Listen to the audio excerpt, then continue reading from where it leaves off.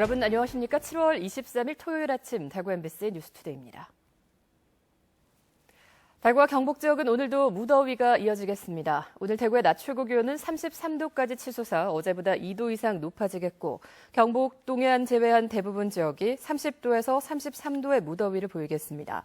내일도 구름 조금 낀 가운데 대구의 낮 최고 기온이 33도까지 오르는 등 더위가 계속되겠고 경북 북부 내륙 지역에는 오후 한때 5에서 30mm가량의 소나기가 내리겠습니다. 사드 배치 철회 운동이 길어질 것으로 보입니다. 사드 배치를 둘러싼 정부와 성주 군민들의 입장차가 뚜렷해 타협점을 찾기가 쉽지 않기 때문입니다. 한태현 기자가 보도합니다. 박근혜 대통령은 그제 청와대 국가안전보장회의를 주재한 자리에서 사드 배치를 둘러싼 논란과 관련해 사드 성주 배치 결정을 재검토할 수 없다는 강경한 입장을 밝혔습니다. 성주 군민들 역시 정부의 결정이 원천 무효라는 입장에서 한 발짝도 물러서지 않겠다고 맞서고 있습니다. 정부가 전자파 위해성을 해소하더라도 사전 협의 없는 정부의 일방적 발표로 마음의 상처를 받은 성주 주민들은 타협할 여지가 없습니다. 결국 사드 배치 결정을 둘러싼 해법이 이른 시간 안에 마련되기는 힘들 것으로 보입니다. 투쟁에는 강경 모드만으로는 다소 부담스러운 점이 있어 대규모 집회보다는 SNS 등 온라인 홍보전 등을 통해 장기 투쟁에 대비하고 있습니다. 전체 국민들의 뜻을 모아서 투쟁 방향도 새로 설정할 그러한 계획이고요. 이제는 장기적으로 투쟁 방향을 잡아나갈 그러한 계획입니다. 한편 오늘 오전 성주군청 앞마당에서는 성주군 내 천주교 4개 성당의 신부와 신도가 참여하는 연합평화미사가 열리고 다음 주 화요일에는 정진석 새누리당 원내대표 일행이 성주를 방문하고 국민들의 의견을 들을 예정입니다. MBC 뉴스 한태현입니다. 요즘 학교마다 논리적 사고를 키우는 교육을 많이 하고 있는데요. 대구시 교육청이 소프트웨어 교육 선도교육청으로 지정되면서 더욱 활발하게 이뤄지고 있습니다. 보도에 조재한 기자입니다. 선생님이 제시하는 기준에 따라 학생들은 과일과 과자를 순서대로 반복해 접시에 담고 길찾기에서도 어떤 규칙이 있는지를 찾습니다. 일상생활 속에서 컴퓨터가 작동하는 기본 원리를 익히는 수업입니다.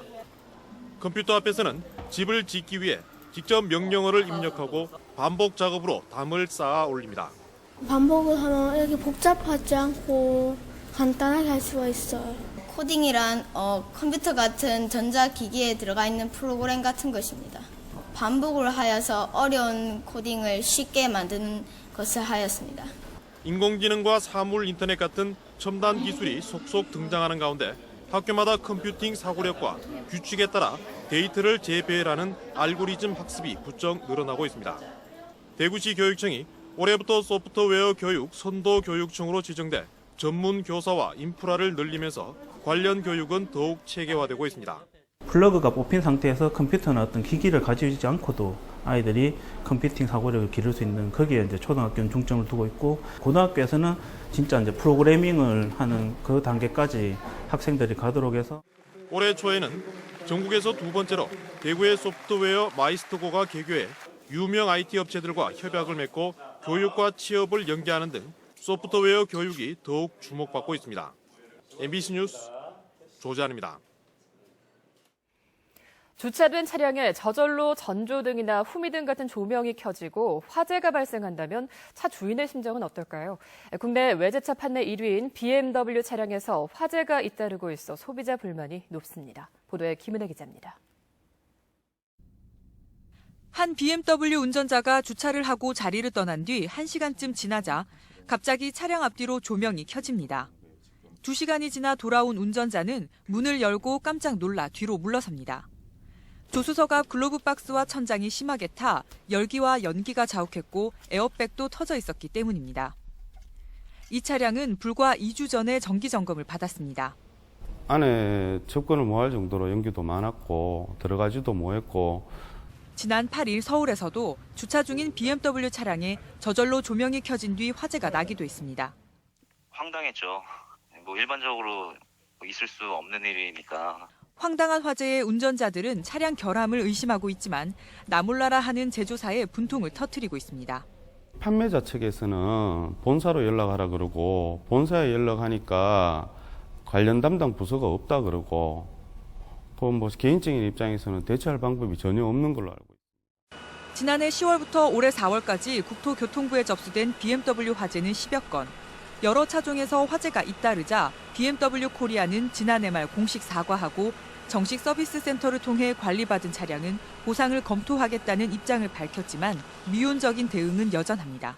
해당 지역 딜러사들이 이제 판매를 하고 그 서비스를 하고 하거든요. 그거는 이제 본사에서 직접적으로 관여를 하는 부분은 아니고요. 두 차량 운전자는 원인을 밝히겠다며 국과수에 감식을 의뢰한 상황. 잇따른 논란에도 수입차 판매사와 제조사의 책임 떠넘기기 속에 소비자의 불편과 불만이 커지고 있습니다. MBC 뉴스 김은혜입니다. 대구의 1,600가구 대단지 아파트 분양이 이뤄집니다. 부동산 시장 하락세에 접어든 상황에서 분양 결과를 예측하기가 쉽지 않은데요. 올해 하반기 부동산 시장 전망을 권윤수 기자가 전해드립니다. 대구 북구에 들어설 한 아파트 견본주택을 둘러보려고 입구에서부터 사람들이 길게 늘어서 있습니다. 전용 면적 69, 84, 101제곱미터 규모로 1,600가구를 분양하는데 부동산 시장 하락세 속에 소비자들이 예상보다 뜨거운 관심을 보이자 분양 관계자들도 다소 놀라는 분위기입니다.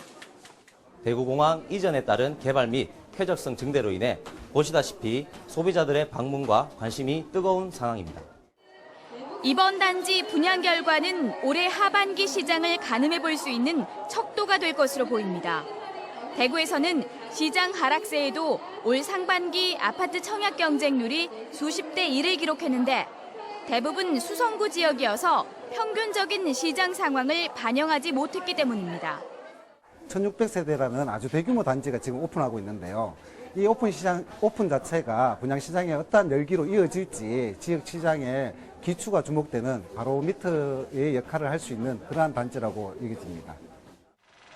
부동산 공인중개사들은 하반기 시장이 상반기보다 더 나빠질 것으로 전망했습니다. 한국감정원이 전국의 공인중개사 2,400여 명을 대상으로 조사했더니 대구와 경북에서는 가격이 내릴 것이다라고 답한 사람이 절반 이상이었습니다. 대전이나 부산 등 다른 지역에서는 절반 이상이 보합세를 보일 것이라고 답한 것과는 대조적입니다. 50% 이상이 실물 경기 침체와 공급 물량 증가 등을 이유로 하락세를 전망했고 45% 정도는 경기 불확실성에 따른 관망세 지속으로 인해서 보합세를 나타낼 것으로 예상했습니다. 따라서 부동산 전문가들은 앞으로 실수요가 아닌 투자할 목적으로 부동산 구입을 고려할 경우엔 더욱 신중할 필요가 있다고 조언했습니다. MBC 뉴스 권윤수입니다. 올 상반기 동안 대구 지역 119 구급대는 5분에 한 번꼴로 출동한 것으로 집계됐습니다. 대구 소방안전본부에 따르면 올 상반기 동안 119 구급대 출동 건수는 5만 1,000여 건으로 일평균 282회, 5분 9초마다 출동해 3만 5천여 명을 이송한 것으로 나타났습니다. 지난해 같은 기간과 비교하면 출동 건수는 3.2%, 구급 인원은 1.3% 늘었습니다. 대구지방법원은 지난 3월 21일 새벽 1시쯤 대구시 한 도로에서 자신의 애완견을 수차례 발로 차 죽인 혐의로 기소된 44살 여성에게 징역 4개월의 집행유예 1년을 선고했습니다. 이 여성은 또 신고를 받고 출동한 경찰관에게 욕설을 하고 폭행한 혐의도 받고 있습니다. 재판부는 공개된 장소에서 애완견을 죽이는 등 죄질이 나쁘다면서도 우울증을 앓는 상황에서 술에 취해 우발적으로 범행을 저지른 점 등을 고려했다고 판결 이유를 설명했습니다. 프로축구 대구FC가 FC 안양을 상대로 오늘 저녁 7시 대구 스타디움에서 후반기 첫 경기를 펼칩니다. 2주간의 휴식 기간 동안 외국인 공격수 알렉스를 영입하며 전력을 재정비한 대구FC는 선두 안산과 2위 강원이 지난 라운드에서 모두 승리를 거두지 못한 만큼 오늘 안양을 잡고 선두권 추격과 함께 후반기를 시작하겠다는 각오입니다. 한편 대구FC는 오늘 저녁 경기에 데프리카 폭염 탈출이라는 이름으로 다양한 이벤트를 준비해 팬들에게 새로운 볼거리와 재미를 선사할 계획입니다. 국립수산과학원이 다음 달 11일까지 부산과 포항 연안을 대상으로 냉수대 발생에 대한 집중 모니터링을 실시합니다. 이번 조사에서 수중 무인 탐사체와 음향 산란 분석 장비 등 실시간 첨단 관측 장비를 동원해 냉수대의 발생과 확장 과정, 생태계 영향 등을 밝혀낼 계획입니다. 국립수산과학원은 이번 조사가 여름철 동해의 냉수대를 과학적으로 이해하는 중요한 자료를 제공해 양식장 피해를 막고 조업 활동에도 도움이 될 것으로 기대하고 있습니다. 경상북도 특별사법경찰은 다음 달 31일까지 도내 배달 전문 음식점의 식품 위생과 원산지 표시 단속을 실시합니다. 이번 단속에는 식품의 위생적 취급, 냉동, 냉장식품의 보존 기준, 유통기한의 경과식품 사용 여부 등 가장 기본적이면서도 건강과 직결되는 부분부터 점검합니다. 또 중대 위법 행위는 검찰에 송치하는 등 엄정 조치할 예정입니다. 김혜경 대구 성악협회 회장이 신임 한국문화예술회관 연합회 상임 부회장에 임명됐습니다. 한국문화예술회관 연합회는 전국 문화예술회관의 균형 발전과 문화예술 진흥을 지원하기 위해 설정된 법정 법인으로 김혜경 신임 상임 부회장은 대구 출신으로 경북 오페라단 단장, 또 대구 성악협회 회장으로 활동 중인 문화예술 전문가입니다. 제13회 수성 건강축제 이틀째 행사가 대구 스타디움 야외 공연장 일대에서 열립니다.